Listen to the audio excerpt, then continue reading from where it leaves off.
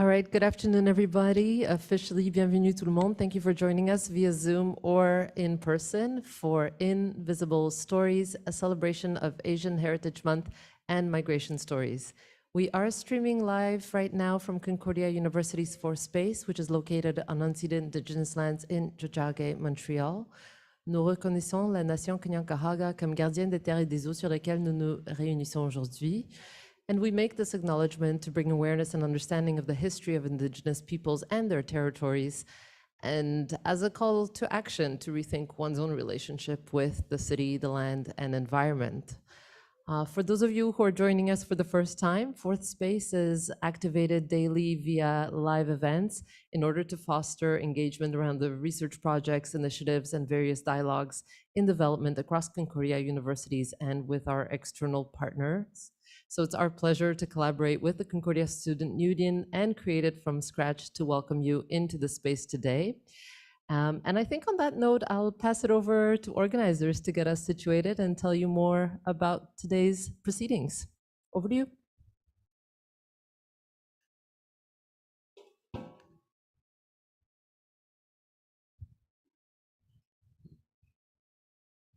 Hello. Hi, welcome to Asian Heritage Month and to Invisible Stories. I think we should start with the tour first.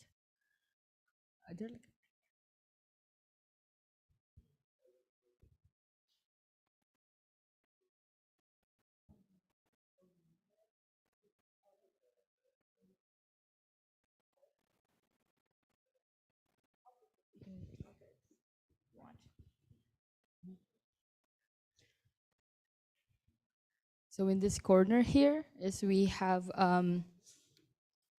Harleen Bugal's work. The artist is not present right now, so I'll just read their artist bio. So the title is "I Look Like My Mother," made in 2018. The title of this piece comes from the first line of a poem by Lavanya Horia, "My Mother, the Goddess," 2018, which led them to the exploration of their lineage through their own mothers. And they found themselves wondering, do I look like my mother, and does she look like her mother? And what special connection do they share with the mothers of their lineage? And is it something that is inevitably lost over generations? This piece is a visual representation of their emotional process as they come to a more deeper understanding of where they come from and what it means to be a woman in their family.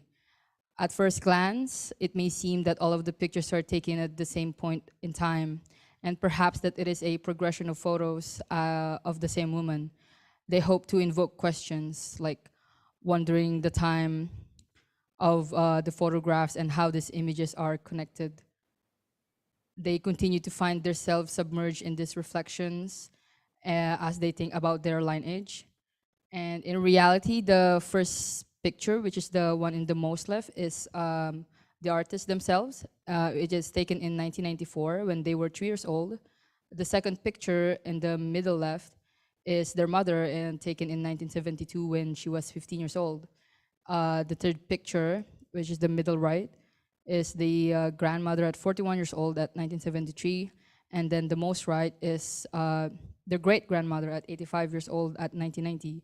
And this piece is a gift to their mothers and an acknowledgement of intergenerational wisdom and the trauma and the recognition of all the history that is so deeply embedded in our bodies that it shows on our skin. Yeah. Then we'll move over here to the second installation.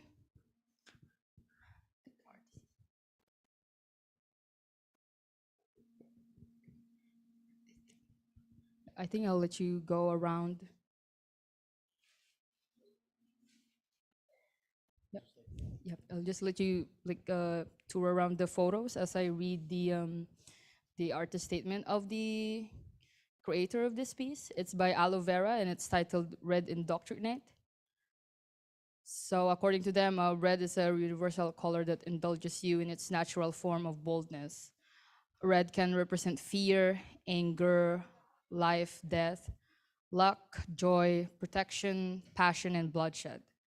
Red in Doctrine is a compilation of photographic series that represents the various experiences that comes with Asian identities, incorporating the individuality of Asian identity through the different meanings of the color red allows the indoctrination of Asian culture and expressions in various contexts. One of the photos, which here, this one in the middle, it's Katie in a red suit with Chinese magazines spread out around her. With the red suit that is seemingly political, we touch on the aspect of propaganda and power that controls the representation of Asian identity and culture within the media.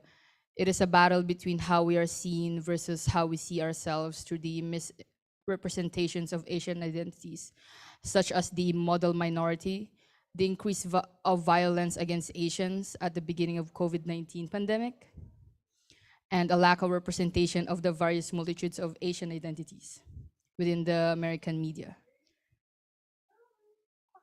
And our artist is actually here. Maybe they want to talk about more about their installation. We are live on yeah. You want me to pass the mic on to you and talk about more of your piece? Hi, I'm Vera. So this is not one photo shoot. There are 3 different. Okay, I'll switch places. So this is 3 different series I've combined for this installation because I have like a running theme with the red, and with so many definitions that the color red has in Asian culture, I've tried to utilize them differently for each, and then kind of made a full circle combination of it. So I had this installation more wrapped in a circle so you could be inside the installation, and then I use physical pieces and artifacts to bring it to life. So I didn't want people to just experience the photos as they are. I wanted them to also feel how I was trying to portray it. I think anyone could take it, the interpretation differently, since the color red is different in every culture. So here I have red strings because in in Cambodian Buddhist culture, we use it often for to be blessed by monks. And then I have another model covered in red, Julie's, covered in what looks like blood, but what's supposed to be gory is actually not, it reminds people of death, but I think it's also a reminder of life, because reminding yourself you're mortal isn't always a sad thing. It could also be a beautiful thing. And then I have the last one of Katie in a red suit. This is more media driven, propaganda driven. Here she's mirrored in every one of the photos because it's a reflection of the self, how we're portrayed and perceived through media, especially Asian people. And you know, with the recent increase of Asian culture being popularized, I think it's also an important, time to kind of reflect on that. So yeah, I've given you guys a womb to come into, or my heart, and then you could enjoy it. Thank you.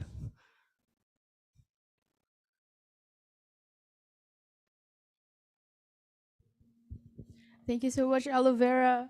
Anna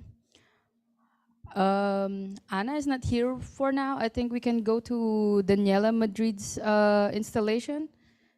So this is their space. And we have the artist herself here. No? You want to talk about your thing? Okay. I'll just read their piece then. Maybe you can go inside.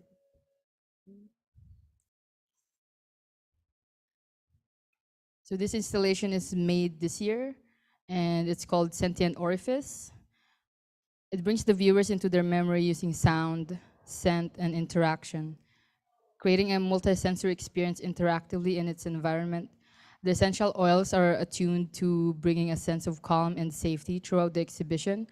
The viewer then has a chance to write their thoughts in response to this piece that is diffusing and what the experience has brought up through personal memory or presently. Daniela Madrid is a multisensory artist, musician, and perfumist in Jotiage, Montreal. Madrid currently works with sound to connect each listener through time and memory, transmuting an electric sensation of rare sonic gems. Music permeates the atmosphere of the apothecary studio, entwining sonic vibrations throughout the process of perfume creations and inspiring notes, both musical and olfactory.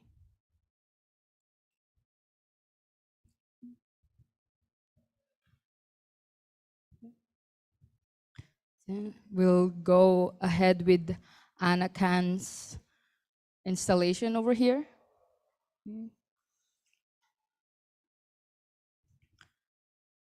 So the title of their piece is Tender Affliction, and it's mainly the projection here that is accompanied with their visual artworks.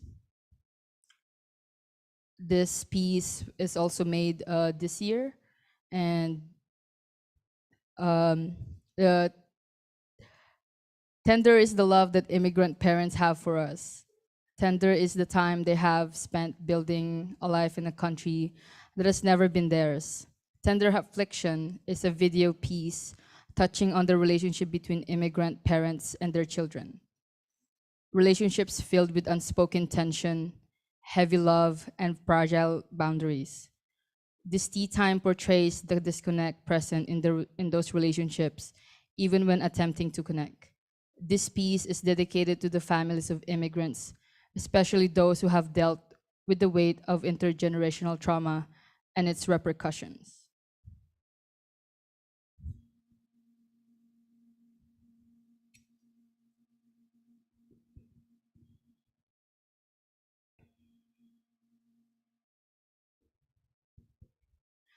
We are moving on to the here. This piece here will be an art performance later on in an hour. And like for now, I can describe to you what the piece is. It's by Jolis de la Peña and Oscar Robertson. The installation is titled Weaving Your Echoes in My Echoes, made in 2022, also this year. So it's a performance art and sound projection piece. The artist statement goes, away with words, away from validation, away from affirmation, away with words that speak of the invisible emotions that you know of but cannot wholly confirm, away with languages that confoundingly echo the untranslatable into traces of certainty.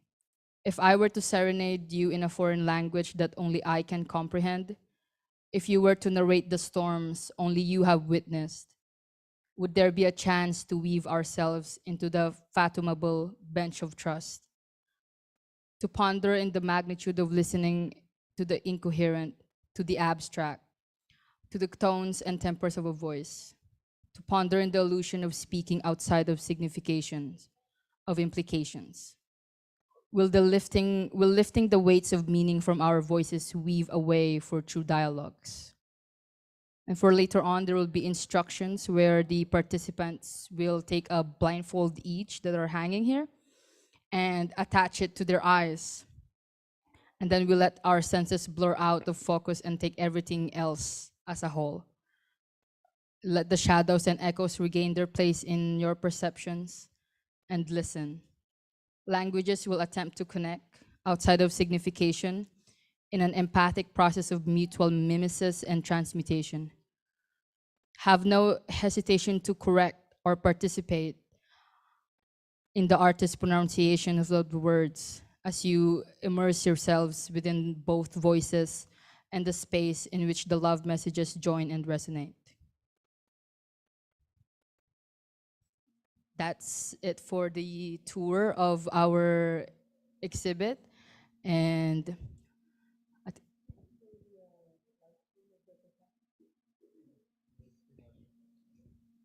right, so in an hour there will be the art performance, and after which is the screening of the documentary titled "Go Back to Your Country."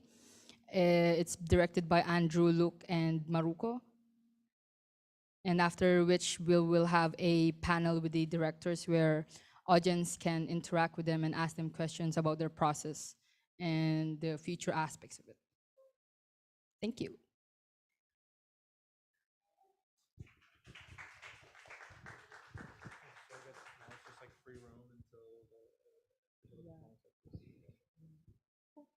Yeah, I think we'll take a time to let people see the spaces, and then I will announce.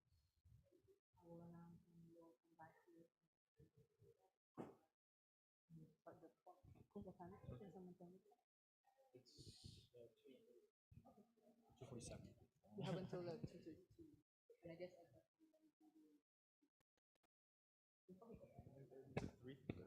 3:30. So I guess at like 3:20, I will like call people into like. Whatever you need to like, or if you need the iPad. Right. Okay. I'll just.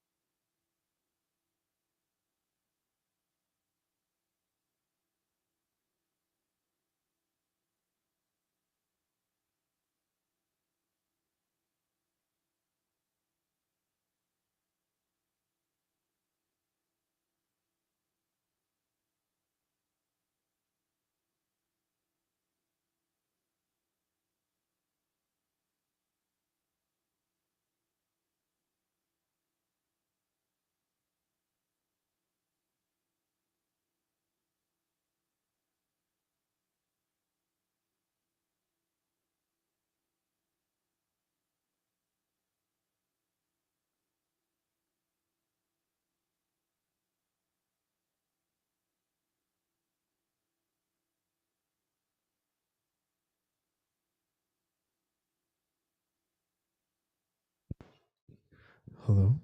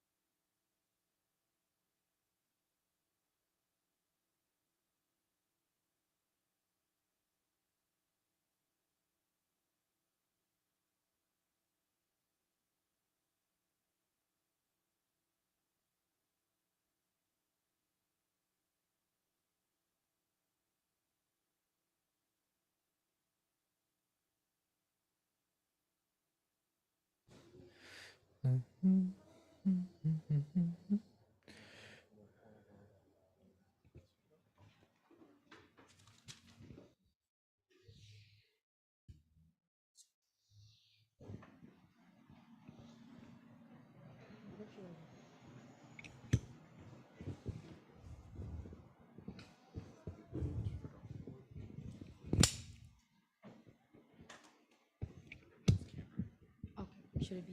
Yeah, stand there. Okay, cool.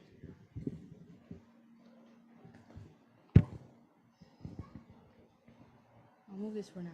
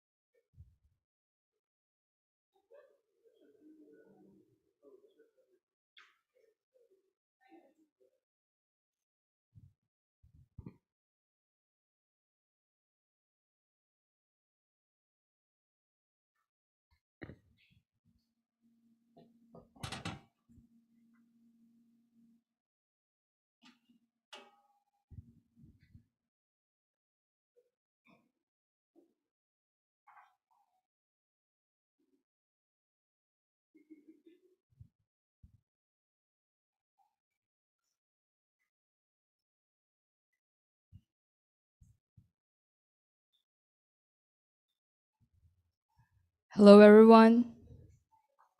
Hi. Before everything else, I would like to start this with a land acknowledgement. The Concordia Student Union and created from scratch, and the artists of Invisible Stories acknowledge the roots of unceded indigenous lands and traditional territories in what we know as Canada, and recognize that the French and English language and culture benefit from this official status. We acknowledge that this space is located on Joktiage Hadushinash, the original Mohawk name in the Kanikaaga language for Montreal, and also known as Moniang. The BIPOC Committee for Invisible Stories exhibition acknowledges that the valuable and important work of Indigenous people to revive traditional languages and cultures in these territories, and support the advocacy and solidarity for the official status of Indigenous languages. We sincerely thank the many generations of Indigenous knowledge, keepers, stewards, and custodians in taking great care of these ancestral lands and waters. Hello, everyone, and welcome to Invisible Stories. We want to thank you all for coming here today to celebrate Asian Heritage Month with us. To start off the event, we started off the event with a tour of the visual exhibitions of the artists that we have today. From there, we have Harleen Bogal's piece and Aloe Vera with the Red Indoctrinate, Anna Khan there with Tender Affliction, and Daniela Madrid's Sentient Orifice Soundscape. And for now, we're gonna have Jolies de la Peña and Oscar Robertson for their performance. We encourage you to participate in it. You will find the instructions in here, which I can read after. And after that, we will follow with the premiere of the documentary Go Back to Your Country, directed by Andrew Luke and Maruko. Originally, we wanted this event to be just the documentary screening that was driven by the victims of the Atlanta shooting last year. But we wanted to go beyond that and celebrate our culture as Asians and BIPOC here in Montreal. We also want to take Kevin Jungho Park, which is not with us today, but he was immensely helpful with the coming up with the name of Invisible Stories, which means that our stories are meant to be brought to the light and not go unheard. We want to thank the Concordia Student Union, especially Faisan and Shivani Subash, for helping us create this event. And we would also like to thank Anna and the Fourth Space for accommodating us. We all would also like to thank Nesreen Galal for helping us curate the space here. And we would like to thank also all the artists for giving us their presence and their works and showing us their pieces. And yeah, we want to thank everybody here for being here today and like celebrating our heritage with us. And my name is Jella Del Pena. I'm from Created from Scratch, and I'm very grateful for everyone giving us the opportunity to make this event happen. And I hope you enjoy everything. Thank you.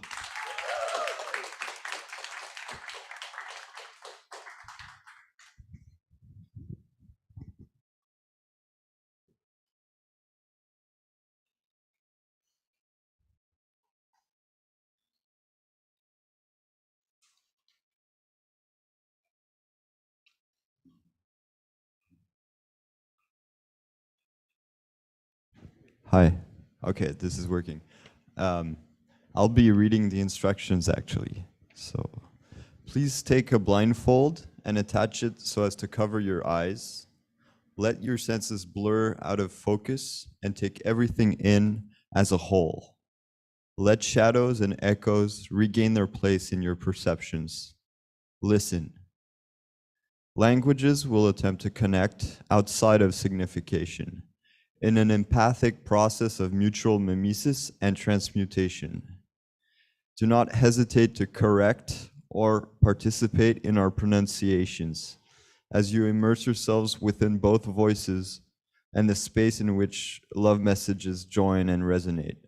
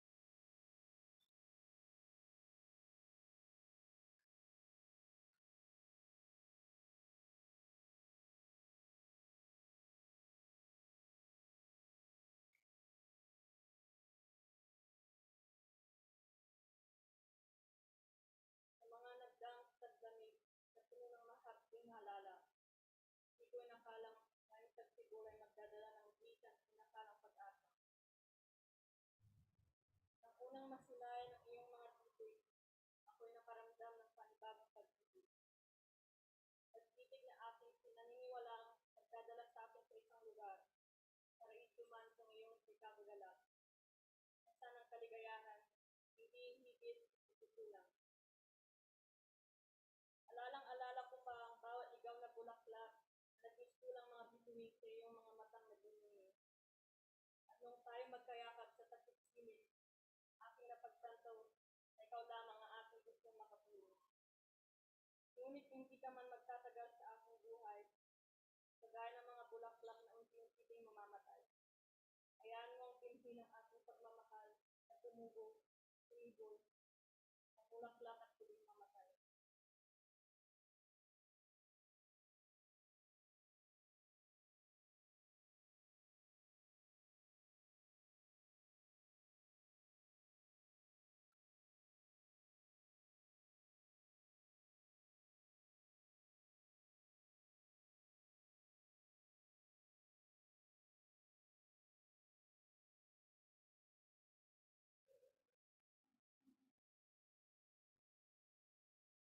J'entends ta voix se tendre en mille mouvements d'or. Tes reflets filtrés dans les feuilles, dans la question d'une goutte qui s'abat. Cette terre, qui étant avalée, désolée elle. Les mouches prenaient ton sang et le portaient aux poissons. J'entends ta voix hurler les couleurs. Les chanterelles volaient ton regard et le tir vers elle. J'entends ta voix fremer le terre. J'ai passé les nuits autour de ta voix, nuit profonde, c'est le monde, avec la confiance de terre, à écouter tes plans, jusqu'à ce que le jour pose son poids d'or.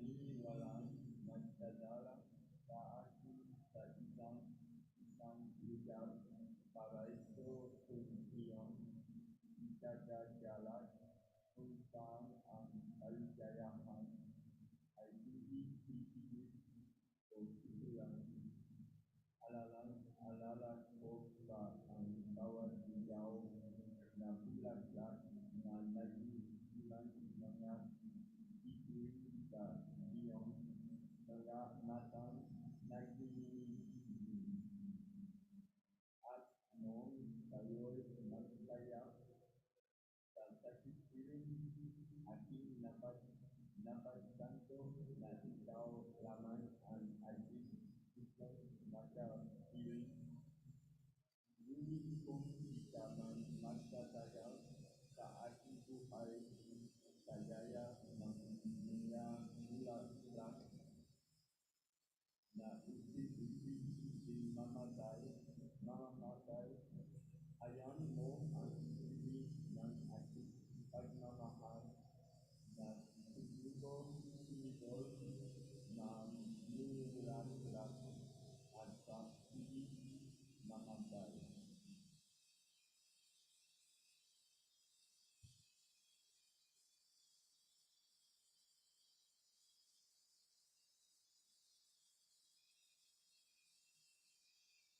Mga naglang paglamin, hindi naman at nilalaman. Hindi ko yung nakalang namin sa puso, na nagdaraan ng tao sa akin. Ang unang makilala ng mga puso, ito na naramdaman sa bago sa puso. At hindi na ang hindi wala magdadalang para sa kanila. At hindi na din ang kagalan. Ang kaibayanan ng puso. Alang-alang ko pa, bawat sabihin ng mga bulaklak at pinahagin ay mga matanong. Hindi tayo magkayakap sa pagkakilig, ang napagtanto, ikaw lamang ang aking gusto makapilig. Ngunit hindi ka naman magkakagan sa aking buhay, gaya ng mga bulaklak o hindi ng mga. Kaya ang mga gusto ng aking pagmamahal at pinili, hindi ako at hindi ako.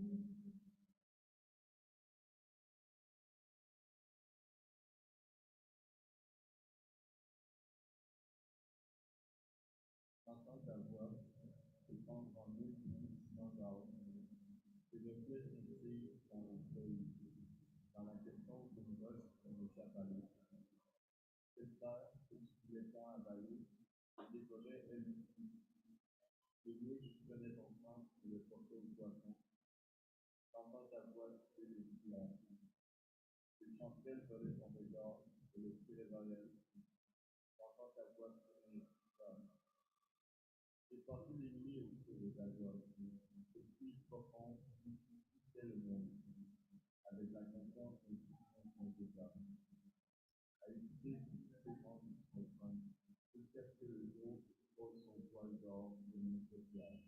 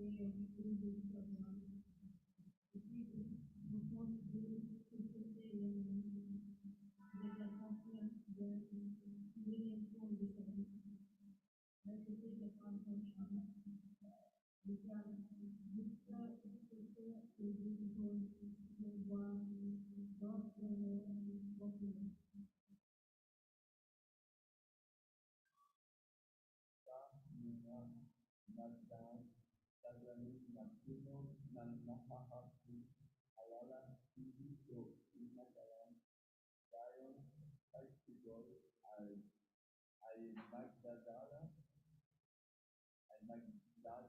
ay magdadala ng inagalan sa gayon.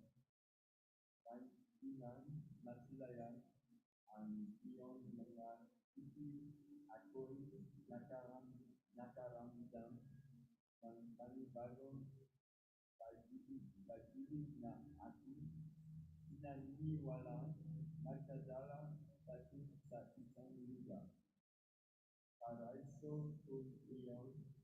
kagagalan kung saan ay kaligayahan ay hindi ibig o susulan. Alarang-alarang ko pa ang bawat ligaw na bulaklak, bulaklak, bulaklak na naging ilang mga bitin sa iyong mga matang nag-iinit at iyong sarili may kaya sa sakiti aking napagtanto na ikaw lamang ang aking gustong magkapiling. Di kung lamang nakatagal sa aking buhay kagaya ng mga bulaklak na uti-uti mamatay. Hayaan mo ang ibig ng aking pagmamahal na sumigo namulaklak at sa huli mamatay.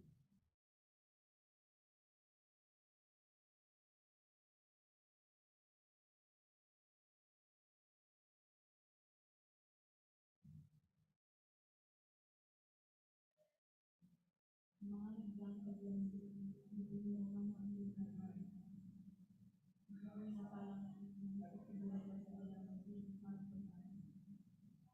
Nakilang ng kulay na rin mga sisi, yung karamdaman ng bangkad ng pag-ibig na aming pininiwalang pagdadalas ng pagkakalimutan, yung subi magagawa, isang pagdalahin,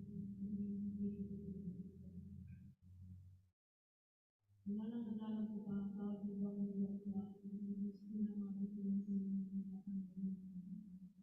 Yung tayo magkayakap sa kasi ang pinipagtanggol na ikaw lamang at hindi ko naman. Ngunit hindi ko na magkakagal sa aking buhay. Gaya ng mga bulaklak na nagtutulong ng mga.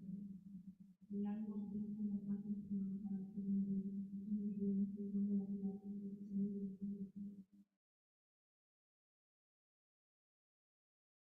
J'entends ta voix répondre en une doucement d'âme. Je reflète sensible dans le petit feuille, dans la question d'une roche qu'on échappe à l'eau. Cette terre que tu ne veux pas avaler de tes volets réussis. Le mieux qui connaît ton sang et le porter au cœur. J'entends ta voix couler de brouillard. Tu chanterais le soleil.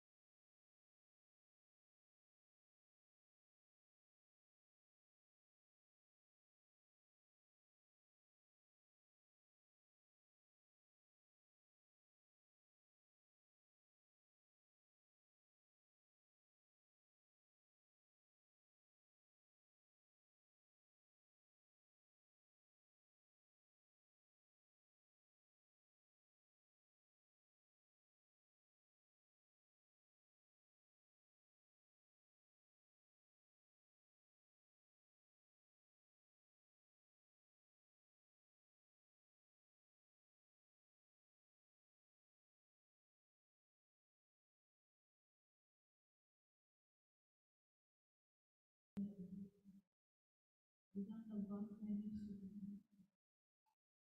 Ipasa din yung tagbang. Depuis, de la confiance au souvenir fondé.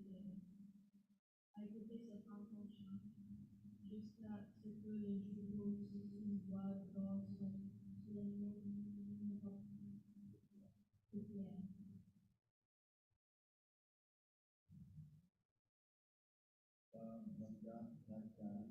Naglangit na puno ng mahamati,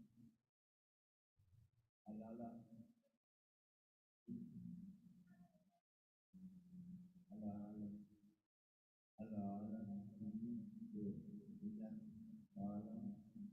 Lion Taxido,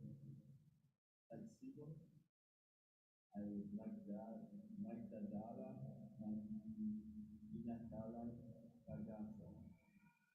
Nang inan masilayan ang iyong mga titik, ako'y nakaramdam ng panibagong pag-ibig na aking pinaniniwalaan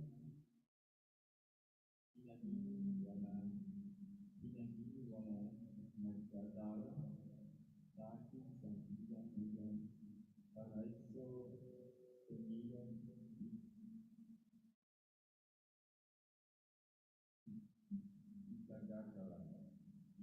ikagakalat kung saan ang kaligayahan ay hindi iibig o tutulak. Alala, ala, alala, alala ko pa ang bawat ilaw ng bulaklak na nagsimulang mga bituin sa iyong mga matay nagdidilim. At noong tayo'y nagkayakan sa takip-silim, aking napagtanto na ikaw lamang ang aking gustong makapiling. Ngunit kung di ka man magtatalo sa aking buhay kagaya ng mga bulaklak na unti-unting mamamatay, hayaan mo ang himig ng aking pagmamahal na sumibol, mamulaklak at sa huling mamatay.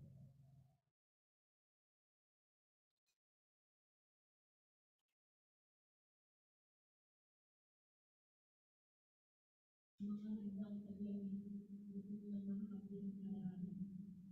Hindi ko inakalang ngayon pagsiguray magdadala ng tunay na nung unang magsilayan ng iyong mga hapin, doon nakaramdam ako ang bagos. Pag-ibig na aking pinaniniwalang magdadala sa akin sa isang lugar. Paraiso ng iyong karawan. Kung saan ang kaligayahan, hindi hinihintay. Walang alala ko pa ang bawat ibang pagkakataon na gusto ng mga tutunin sa iyong karawan. Nang tayo magkayakap sa takip-silim, aking napagtanto na ito lamang ang gusto ng mga. Ngunit kung di ka man magtatagal sa aking buhay, gaya ng mga bulaklak na tutulungan. Kaya hinihingi ng aking pagmamahal na tumulong, sumigol, bulaklak at umibig. J'entends ta voix se transformer doucement sur le plus sensible dans le feu, dans la question d'une roche pour le chevalier. Plus tard, lorsque le temps a permis de dévoiler le dessous, les mouches ont repoussé et le plateau versé. J'entends ta voix crier le ciel. Le chaperon volait en couleur et le tiré vers nous. J'entends ta voix crier le souffle. J'ai passé des nuits au feu de ta voix. Le plus profond de qui tissait le monde avec la confiance en celui entre deux barres. Elle fait s'étendre tout le temps, jusqu'à ce que le feu laisse son regard sur un feu clair.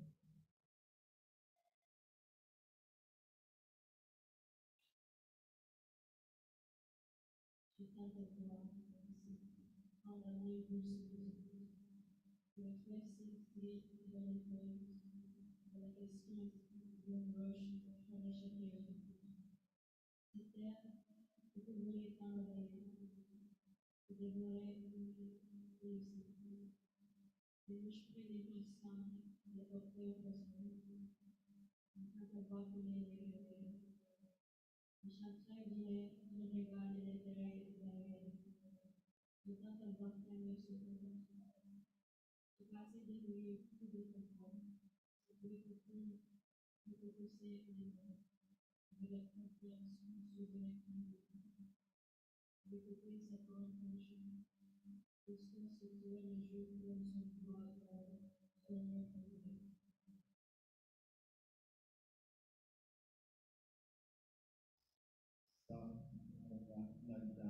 Sa naglani na puno ng mahahapit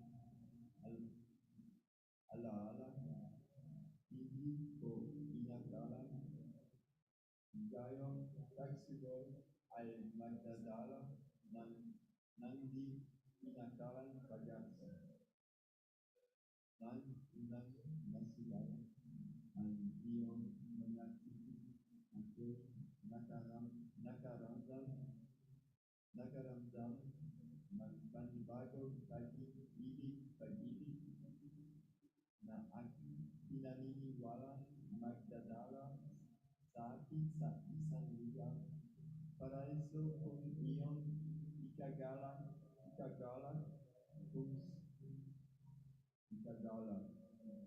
kung saan ang kaligayahan ay hindi iibig o tutulan, alaala, alaala, alalang-alala, upa ang bawat ligaw na bulaklak na nagmisulang mga bituin sa iyong mga matang naglilingid.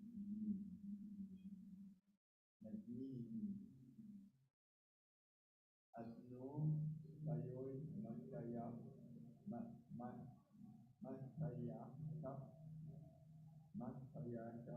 sa dakitsin, ako'y napagtanto na ikaw lamang ang aking gustong makapiling. Ngunit hindi ka man magtatagal sa aking buhay kagaya ng mga bulaklak na unti-unting mamamatay. Hayaan mo ang buhay ng aking pagmamahal na tugulo sumidol mamulak at sa huli mamatay.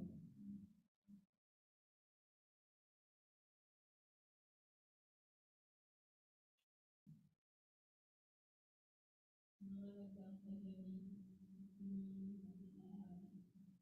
hindi ko nakala na encapsulate na dala sa akin ng nakakapagpasa.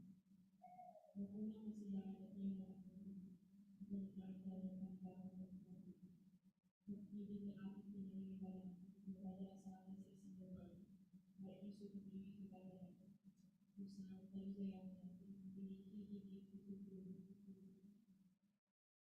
Alang-alala ko pa ang mga bawat ikaw na bulaklak na mistulang matutulog sa iyo ng pagkakamali.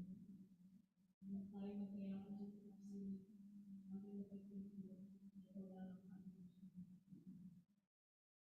Hindi ko magtatagal sa aking buhay. Gaya ng mga bulaklak at mga piling na hayaan mo ang ipinipin ng aking pagmamahal at tulong sumibo, bulaklak sa huling Natatagwa cependant nous pour une semaine d'art, de réfléchir dans les feuilles, dans la question d'une roche qu'on échappe à l'eau. Cette terre que tu voulais tant avaler, te dévorer elle aussi. Les loups prenaient ton sang pour le porter aux poissons. J'entends ta voix huer les rivières, les chanterelles voler ton regard et le tirer vers elle. J'entends ta voix finir vers. J'ai passé des nuits au creux de ta voix, ce cri profond, où tu tissais le monde, avec la confiance de souvenirs me déterre. À écouter ces langues, mon chant, jusqu'à ce que le jour pose son voile d'or sur mon cœur.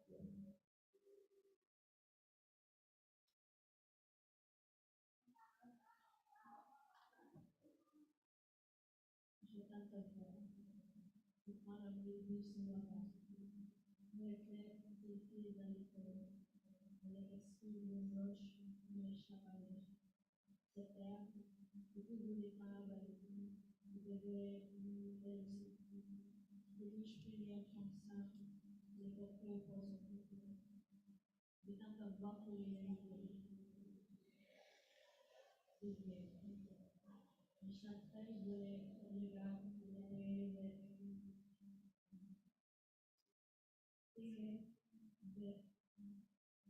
scelta vuole collegare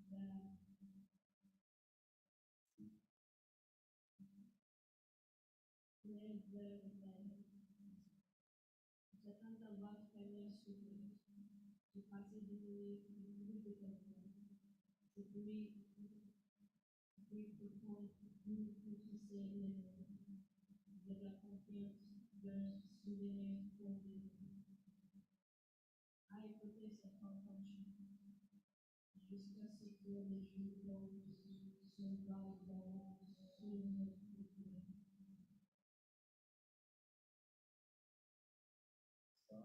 nila nagdaan naglami ng ulo ng makahapon alala hindi ko inakarang gayong taxido ay magdada ng inakarang pag-asa ng tunay na silayan ang iyong mga isip. Ako'y nakaramdam ng panibagong pag-ibig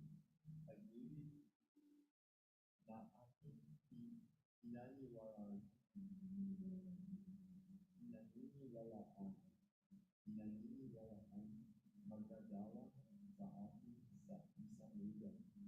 Paraiso, paraiso, kung iyong ikagagalang, kung saan ang kaligayahan ay hindi ibig o tutulan. Alala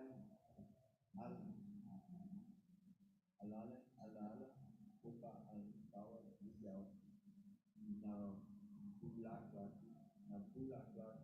na nagsimulang mga bituin sa iyong mga matang naglilingin. At noong tayo'y magkayakap sa takipsilim, aking napagtanto na ikaw naman ang aking gustong nakatingin. Ngunit kung di ka man magdadagan sa aking buhay kagaya ng mga bulaklak na unti-unti din mamamatay, mamamatay,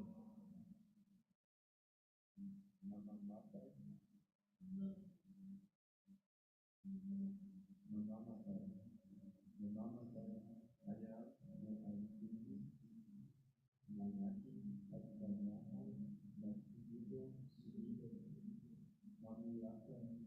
mamulaklak at sa piling mamatay.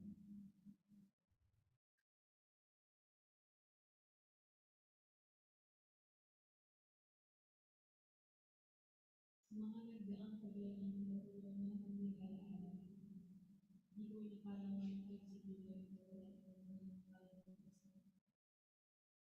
nung unang masilayan sa inyong mga tinig ako'y nakaramdam ng kalibang pag-ibig na ang ipinaniniwalang pagdadala sa akin sa isang lugar rekiso kung saan ang kaligayahan hindi tututulan. Alalang-alala ko pa ang bawat nag-istulang mga bibig sa iyong mga matang kung tayo magkayakap sa takipsilim, aking napagtanto na ikaw lamang ang aking gustong makatulog. Ngunit kung hindi ka man magtatagal sa aking buhay, gaya ng mga bulaklak na nagtitigil kaya mo rin ang aking pagmamahal na tumulong, sumigod, namulaklak sa tuloy makatulog. At tatagwa sa pangajin ng silang lahat. Penetrate sensitive knowledge version ng akeso ng universe ng siya kayo. Serta ketulad ng arali, pagkibole urusin. Hindi innocent, Dieu peut tout faire. J'entends ta voix plus de toi. Tu chantais, je l'ai dans le voix, les célébrer. J'entends ta voix comme une musique. J'ai passé des nuits à écouter ton Dieu. C'est plus profond, c'est avec la confiance dans une ton départ. Et puis ces hommes touchent, jusqu'à ce que les autres ne sont pas encore de notre côté.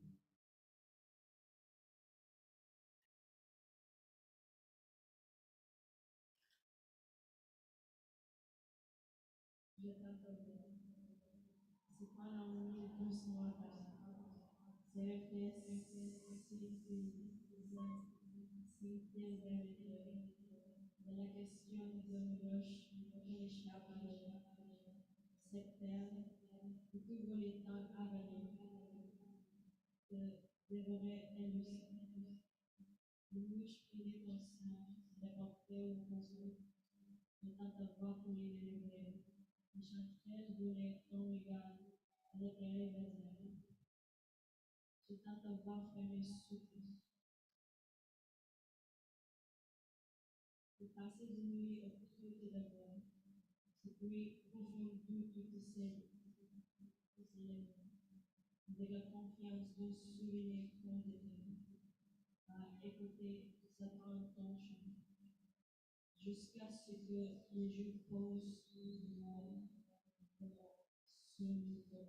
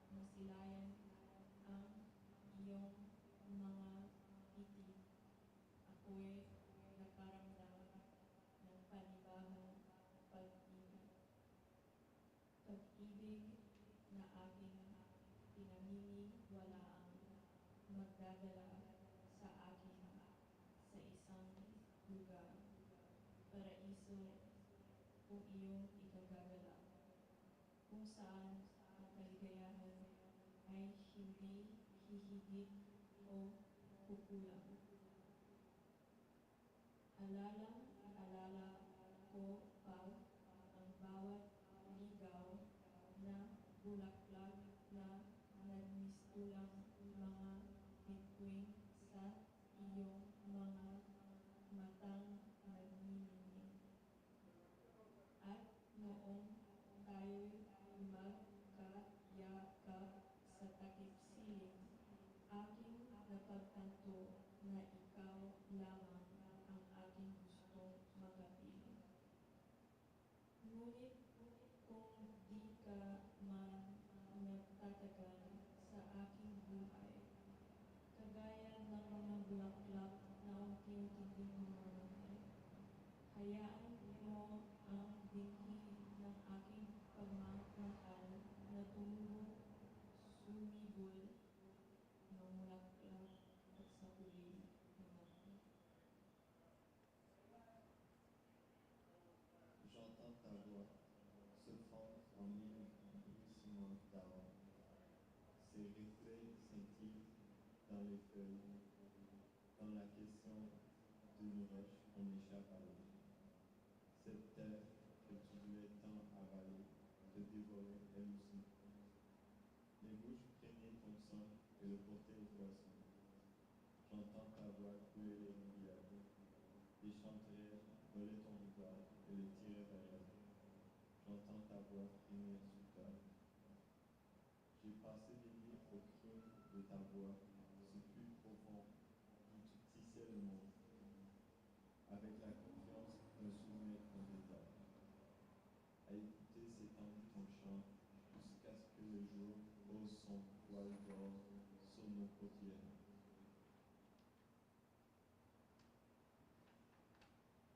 J'entends ta voix, s'effondre en mille doucement d'âme. Ce reflet scintille dans les forêts.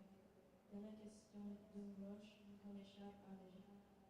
Cette terre que tout voulait tant avaler, te dévorait elle aussi. Les mouches prenaient ton sang et les portaient aux poissons. J'entends ta voix couler les rivières. Les chanterelles volaient ton regard et les terres des ailes.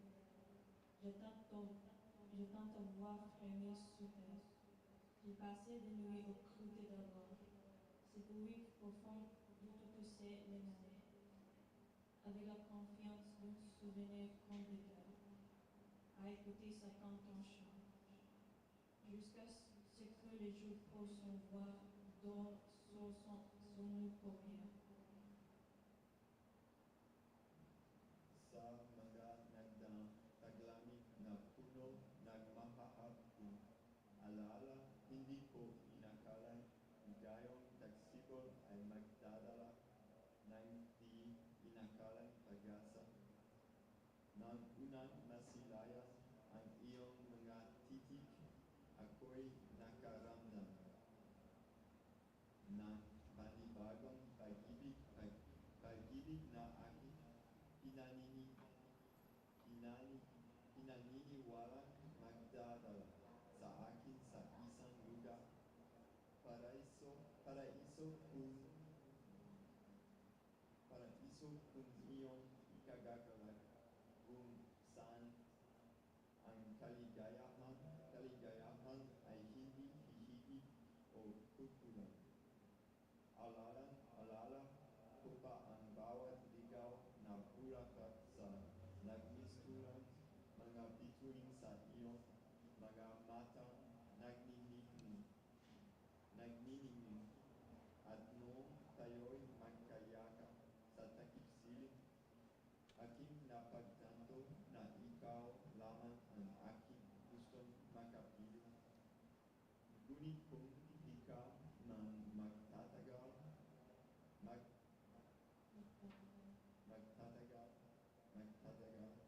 sa aking buhay, kagaya ng mga bulaklak na unti-unti din mamatay, hayaan mo ang bini ng aking pagmamahal na tumubo, sumibol, mamulaklak at sa huli mamatay.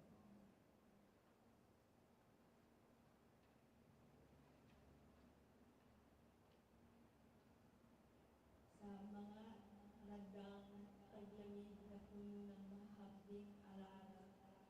Hindi ko inakalang ngayong tagsibol ay magdadala ng hindi inakalang pag-asa. Nang unang masilayan ang iyong mga titig, ako'y nakaramdam ng panibagong pag-ibig. Pag-ibig na aking pinaniniwalang magdadala sa akin sa isang lugar, paraiso kung iyong ikagagala, kung saan ang kaligayahan ay hindi kukulang. Alalang ko ba bawat ligaw na bulaklak na nagmistulang mga bituin sa iyong mga matang nagniningning. At nung tayo'y magkayakap sa takip-silip, aking napagtanto na ikaw lamang na aking gustong makapiling. Ngunit kung di ka man magtatagal sa aking buhay, kagaya ng bulaklak na unti-unting mamatay, hayaan lihim ng aking pagmamahal na tumubo, sumibol, magmulaklak at sa huli mamatay.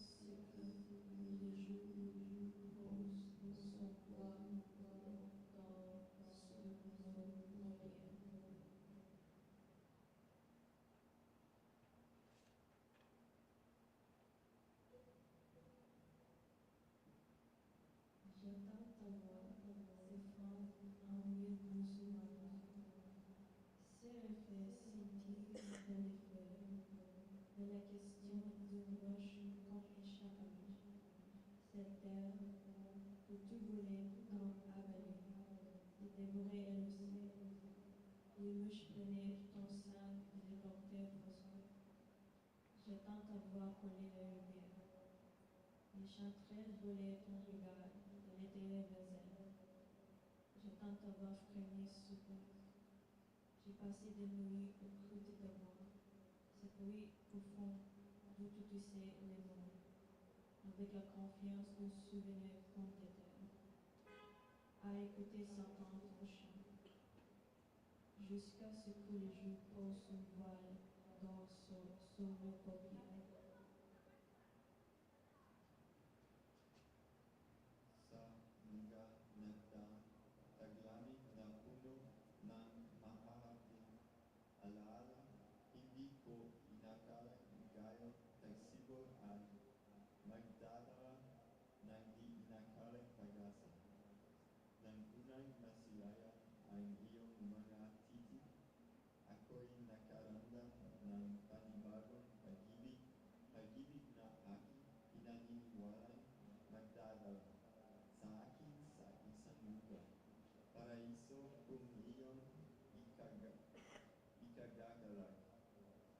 kung saan ang kaligayahan ay hindi hihigit o kukulang. Alalang-alala ko pa ang bawat ligaw na bulaklak na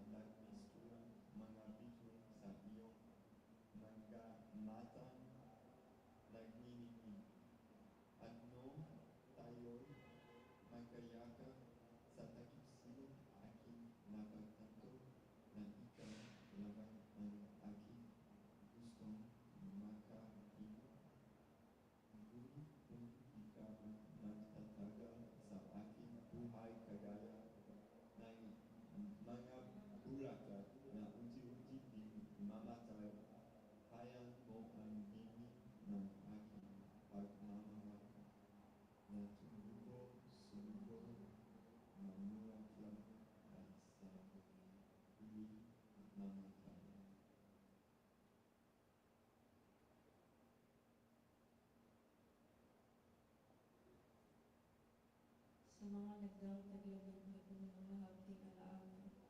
Hindi ko inakalang ngayon siguro magdadala ng di inakalang pag-asa. Nang unang masilayan ang iyong mga tindig, ako'y nakaramdam ng panibagong pag-ibig. Pag-ibig na aking pinaniniwalang magdadala sa akin sa isang lugar. Paraiso kong iyong ikagagalak, kung saan ang kaligayahan ay hindi hihigit o pupunan. Alalang-alala ko pang babligaw na bulaklak na mistulang mga bituin sa iyong mga matang nagniningning. At nung tayo magkayakap sa takip silim, aking napagtanto na ikaw lamang aking gustong makapiling.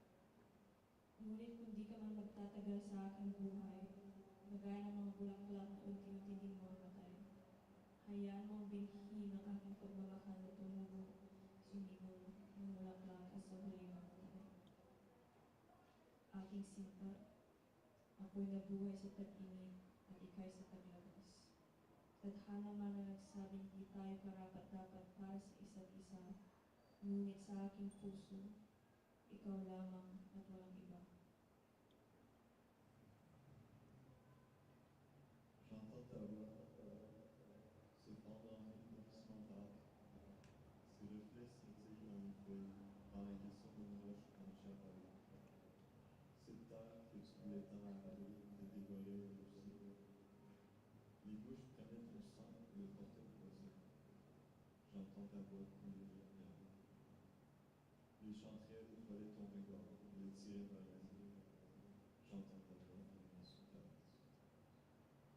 J'ai passé les nuits au creux de ta voix, ce bruit profond qui tissait le monde, avec la confiance d'un souvenir de à écouter cet ange touchant, jusqu'à ce que le jour pose son poids fort sur le rempart. Quand tu es parti, j'ai camouflé mes pas dans le son des tirs, pour épouser tes bruits et t'entendre éteindre les silences qui fleurissent sous le bois.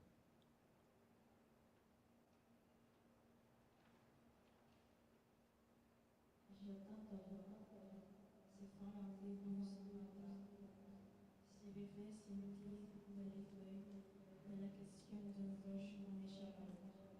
Cette terre où tu voulais tant avaler, te dévorait elle aussi. Les mouches prenaient ton sang et les portaient au poison. J'attends ta voix coller les oreilles. Les chanterelles voulaient ton regard et les derrière tes ailes. Déjà ta voix frémit soudain. J'ai passé des nuits au écouter ta voix. Cette nuit profonde d'où tu te sais des mots, avec la confiance d'un souvenir condamné, à écouter seulement ton chant. Jusqu'à ce que les jours posent son voile dans sur nos paupières. Quand tu es parti, j'ai camouflé mes pas, verré sans début, pour épouser tes bruits et t'attendre d'attente, les stylos qui fleurissent étouffants. Sa manga nanda taglami na uno ng mahapagin. Alala, alala, hindi ko ininikala gayong tagsigo ay magdadala ng di inakalang pag-asa ng unang masilayan.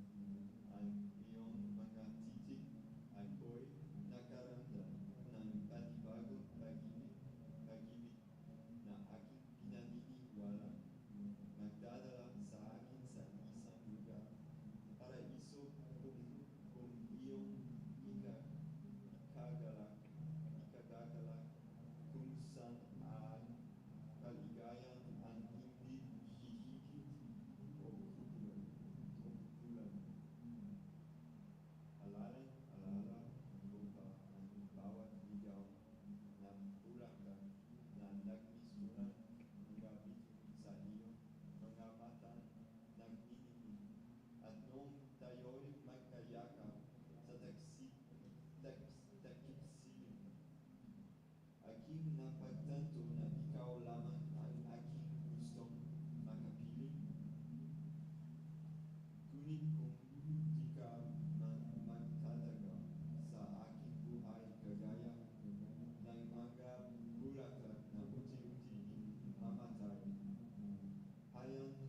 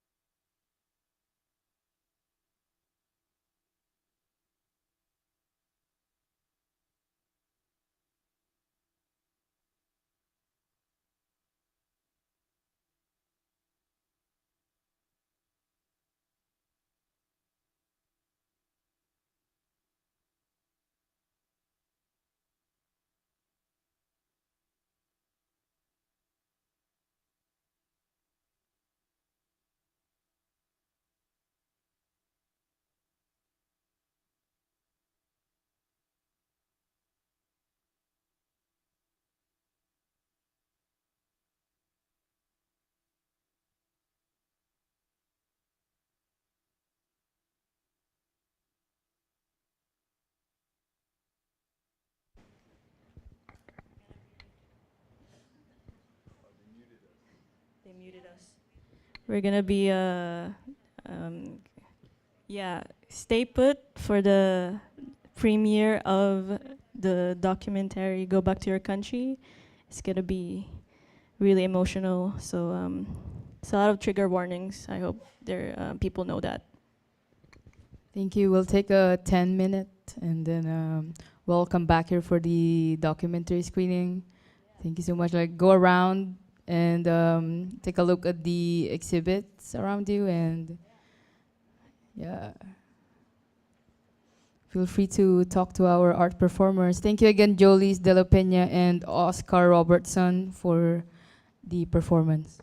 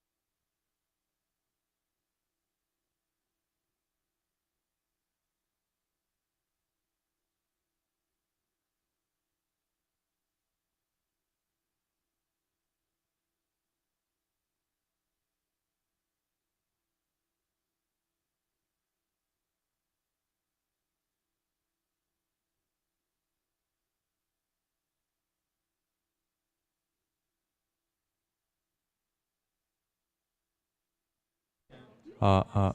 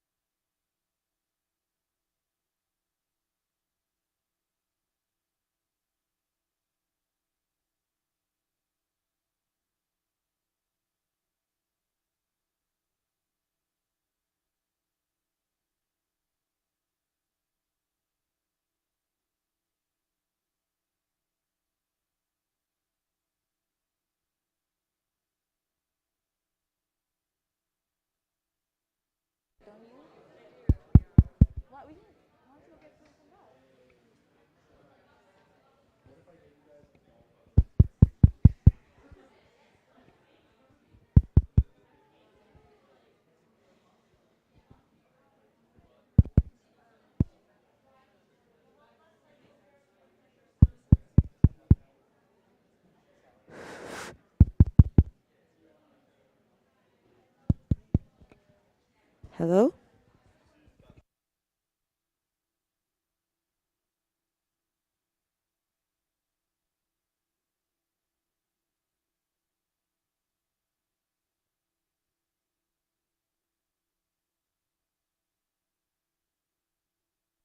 So sometimes you might turn it on and you forget to turn yeah. it off. Yeah. Just look at that. If I forget to turn it on? Off.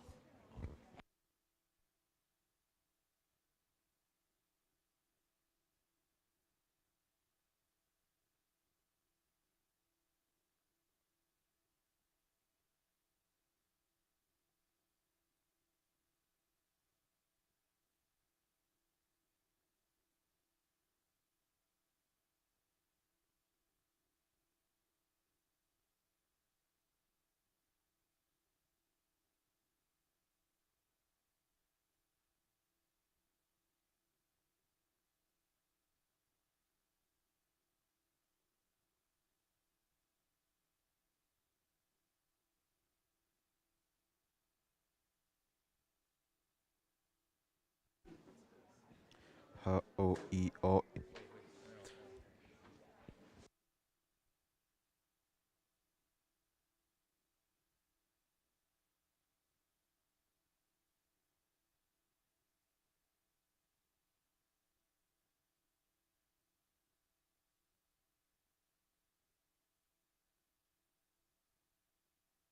Right. Really? Yeah. You're a star. The moment I realize people are watching me, I just. Oh.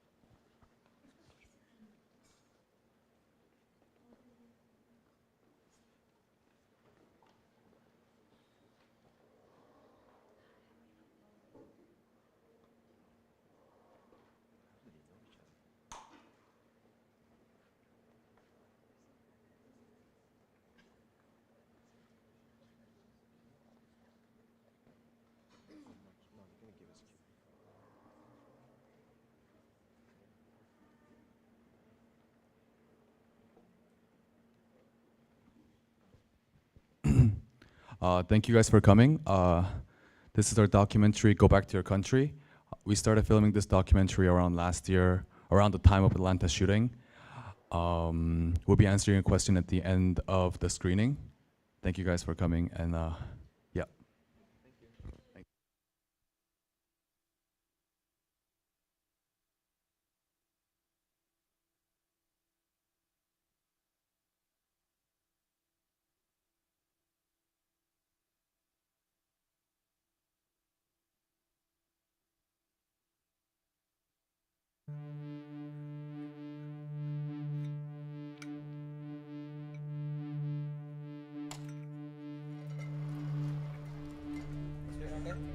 Okay, good morning, sir. How are you? Yeah, it's fine. I'm Angelito Posadas, and fortunately I was a sailor before, and I jumped to the ship. So I ran away when my ship was here, coming from Europe. I ran away about year 1992. Wow. And then I found my refugee for 3 years, and then now I'm lucky. I got my citizenship. Wow. After I think 7 years before I get my citizenship. 然后我的妈妈在国内，我2个弟弟失业了，她也交不起养老费。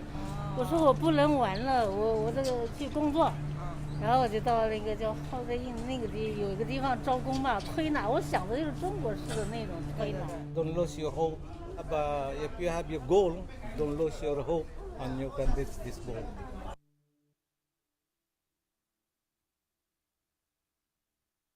Go back to China where you came from. Filipino little bitch. Get the fuck out. Anti-Asian racism is nothing new in Canada, but the report's publisher says it's getting worse.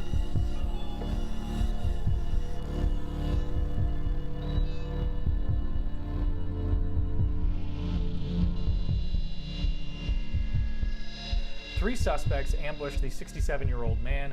Asian father who was pushing his 1-year-old child. And then one struck the other woman with a hammer. The 31-year-old victim was hospitalized. Went on to assault 2 more victims. See. Leave him alone! Fuck off! Call the police! Fuck off! Fuck off! Leave him alone! Fucking leave him alone! Leave him alone! Police! From Vietnamese temples being vandalized, Koreans being stabbed here, our Chinatown gates being totally defaced. What's happening in North America, what's happening in the States is also happening here in Quebec.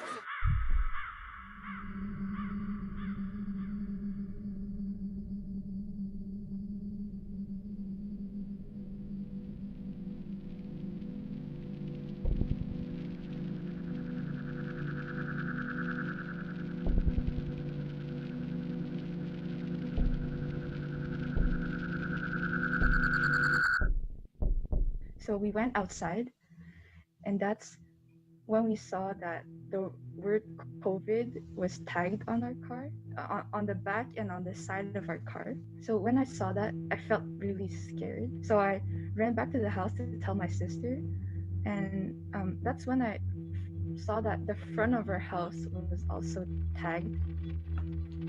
So at this point, we were scared. The island of Montreal, population of 2 million, Southeast and East Asian descent, 6%. While there are ostensible perceptions that diversity in Canada have somehow softened exclusion and violence towards Asian community, we've decided to reach out to local people of Montreal. The following stories are only needles in a haystack. Il y a 2 fois parce qu'il y a quelqu'un qui m'a pris le bras genre sur le métro, puis qui voulait me lancer sur les rails, puis j'ai sorti mes cartes, puis mes cartes j'ai comme mon nom d'adopté. Puis j'ai commencé à parler genre en français. Puis ils voyaient que j'avais vraiment un français genre soigné. Puis je répétais, j'étais genre, là je suis adoptée, je suis nanana, puis genre c'est la seule raison pourquoi la personne m'a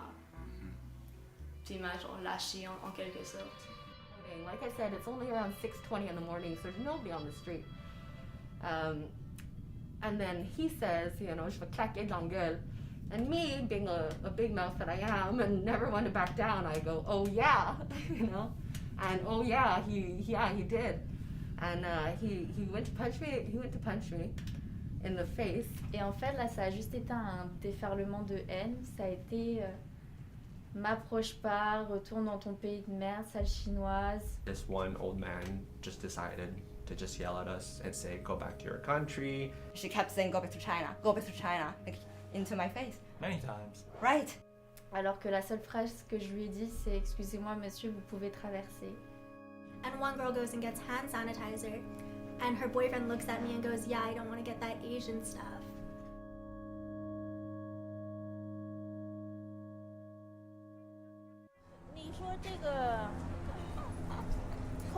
COVID 的发生，他们溯源到咱们在加拿大的亚裔身上。那么你有什么根据呢？你有什么凭据说是你被攻击的这人是他带来这个病毒？你没有任何凭据，你在没有任何凭据的下去攻击一个弱者，这是太过分了，真的。这种人应该得到法律的制裁。是。要保护这些弱者的权利，他没有带来病毒，对吧？我们生活在这里20多年，我们没有离开这块土地，凭什么有这个不好的事情发生，就先责怪到我头上？我是个无辜者，我是个受害者，我需要补偿，我需要社会得到一种。Is there part of you that still fears walking outside at night, like you said, right? Yeah, very much, and especially in the last month, it's gone up a lot. Right. Since all of these attacks are happening, it's gone up a lot. My attack was, over 7-8 months ago, but I kind of thought that was a solitary incident, but now I see that it's just happening more and more. So yes, I am afraid to the point where I don't wear my earphones in public anymore, because I need to constantly be aware of who's behind me and who's next to me. So yeah, I do tend to go out as less as possible. So, do you think this is new, or is it a latent sentiment that was only buried? Je pense pas que ça a changé, je pense que c'était juste quelque chose qui était renfermé chez certaines personnes. Mais ça a toujours existé, on va pas dire que ça a apparu du jour au lendemain, non, ça a toujours été là. Depuis que je suis petite, j'ai des remarques comme ça. Ça a juste explosé, c'est tout, les gens le montrent plus. Mais ça a toujours été là.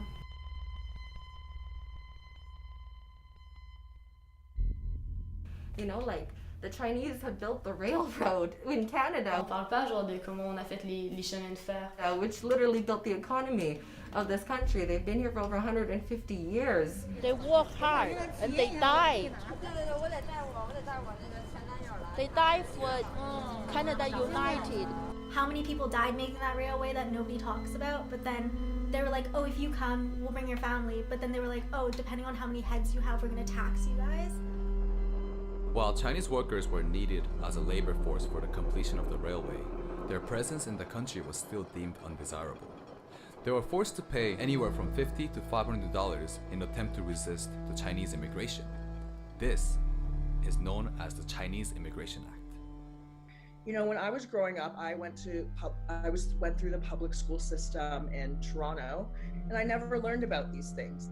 And more of the side of what First Nations had to go through. Talk more about slavery. Talk more about other cultures coming into Canada and what they had to go through. The government has to, in the school book, have to write Asian people, what they do for Canada.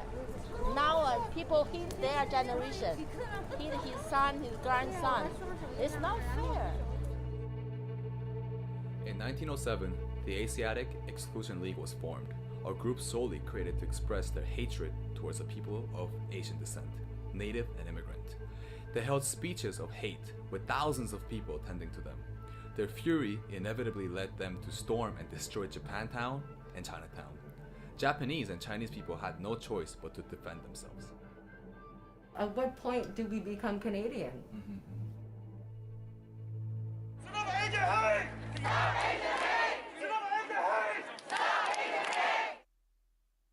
So why are you guys here today? Because people are not being nice to Asian now. We just want to, fight back. Like telling them that you can't mess with us, like we're strong enough. Because of the deaths of the Asian woman in Atlanta. To remember the 6 women who was killed in Atlanta. On the night of March 16th, 8 people were shot and killed by the same murderer at 3 different spot locations in Atlanta. 6 of them were women of Asian descent. They were hardworking mothers, grandmothers, and people with dream of opening a beauty salon back home. They had plans to make enough money to retire, and they were selfless, hardworking people who worked from Asia all the way to America for a better life. The massacre in Atlanta is the logical culmination of centuries of racism, a essentialization of Asian peoples as objects, as beasts of burden, as unentitled to rights and protections deserved by all human beings, by the fetishization of Asian women. Asian women specifically are seen as like, you know, quiet, modest, like in cultural like reference, they're supposed to be, you know, submissive and all of that. You know, working also like serving alcohol to people generally removes a lot of their inhibitions and they feel a lot more free to talk. It's virtually the daily, what are you? Not, you know, like, explain to me what you are and why you're here in Canada. And I've noticed that like media does play a role in this because people I've dated also wanted me to be that submissive role. Fuck you, fuck me. See? I will enjoy very much serving under you.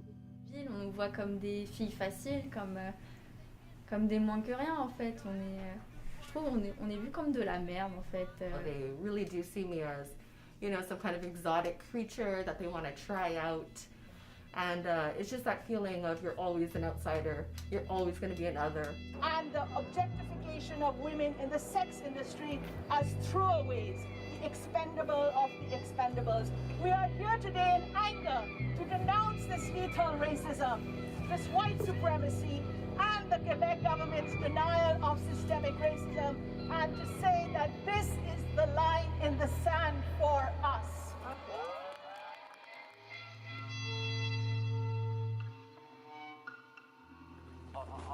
I'll walk back. Yeah, it's not there. Why did this happen? Why is this happening? But here's the point. Have a look and see what you're doing because it was not racially motivated. He had a sex problem, which leads me to believe that perhaps he had mental health issues. Right? I don't know how this is solving problems. If you're a female sex worker or a sex migrant that comes from East Asia, that makes you way more vulnerable to, you know, gendered and racialized violence.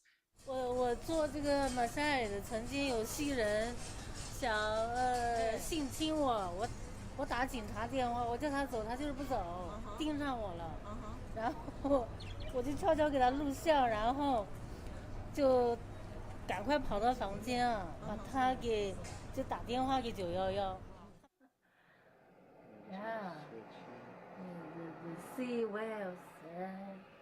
Oh. Yeah, the very mystery, beautiful girl in the metro, you see? Huh? 所以有的女性她没有为了钱不太有自尊。我们推拿在中国是非常几千年的中医文化，我是学医的，就是说要用我们技术，用我们的中医技术来赚钱，用我们不是用那个所谓的搞那些色情之类的，自己就把自己处于一个危险之地，知道吧？自己一定要站起来。即使那样子，也不能成为被攻击的目标。对。都自然。